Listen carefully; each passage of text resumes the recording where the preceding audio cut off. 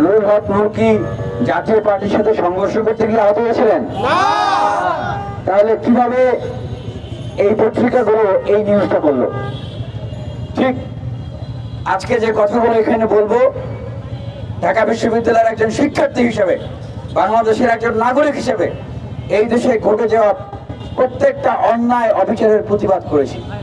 সেই জায়গা থেকেই প্রতিবাদ করছি।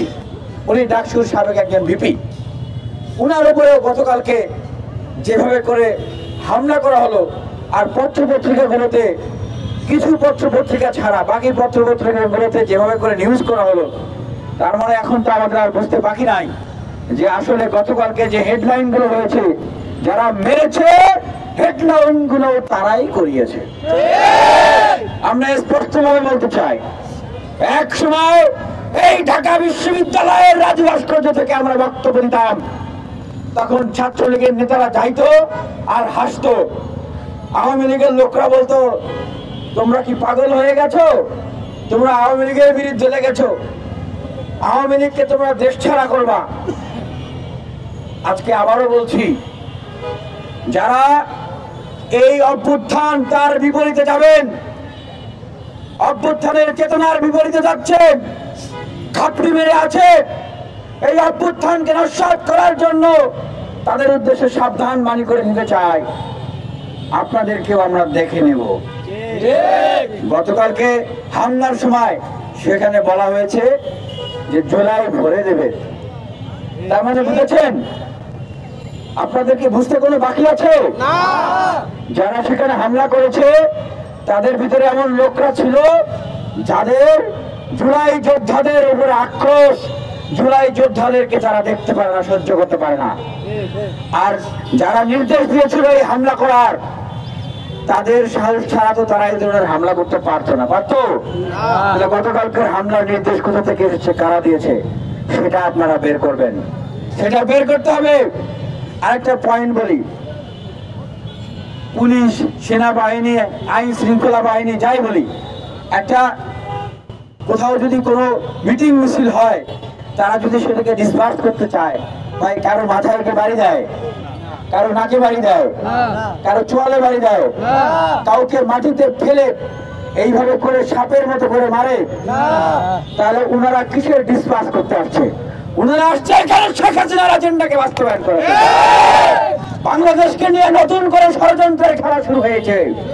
রাজনৈতিক দলগুলোর উদ্দেশ্যে বলবো, জুলাই যোদ্ধাদের উদ্দেশ্যে বলবো, তরুণদের উদ্দেশ্যে বলবো, দেশের মানুষের উদ্দেশ্যে বলবো, নতুন করে বাংলাদেশের রাজনৈতিক পরিস্থিতি নিয়ে ষড়যন্ত্র শুরু হয়েছে। গতকালকে ডাকসুর সাবেক ভিপি নুরুল হক নূরকে এই প্রক্রিয়ার ভিতরে, এই সুযোগের ভিতর দিয়ে তাকে হত্যার উদ্দেশ্যে সেখানে হামলা করা হয়েছিল। আল্লাহ হায়াতে তাকে এখন পর্যন্ত বাঁচিয়ে রেখেছেন, আমরা তার সুস্থতা কামনা করি। কালকে যারা সেখানে হামলা করেছে, আজকে প্রায় 24 ঘন্টা হয়ে গিয়েছে এই মাজা ভাঙ্গা ইন্টারিম গভর্নমেন্টের মন্ত্রীদের সেই সক্ষমতা হয় নাই তাদের বিচার করে। তো সেই মন্ত্রীদেরকে বলবো, আপনারা যদি বিচার করতে না পারেন, আপনারা বসে বসে এই দায়ভার নেবেন না, এইভাবে বসে বসে আঙ্গুল চুষেন না, গদি ছেড়ে দিয়ে চলে আসেন। কেন পারতেছেন না? আপনাদেরকে কারা কিছু করতে দিতেছেন না সেটা পাবলিকলি বলেন। মানুষের এত হাজার হাজার মানুষের জীবনের উপর দিয়ে যে অভ্যুত্থান হয়েছে, সেই অভ্যুত্থান নিয়ে আপনারা ছলছাটানি করেন না, সেই অভ্যুত্থান নিয়ে প্রতারণা করেন না। দেখেন, এখনো এই গণ অভ্যুত্থানের সময় হত্যা মামলার আসামি জিএম কাদের সহ তার সান্ডা পান্ডারা, তারা জাতীয় পার্টির কার্যালয় থেকে বের হয়ে মানে হাসি হাসি ছবি দিতেছে। কত বড় অমানুষ হইতে পারে, কত বড় মানে পাশবিক মানে মানসিকতা তাদের ভিতরে হইতে পারে।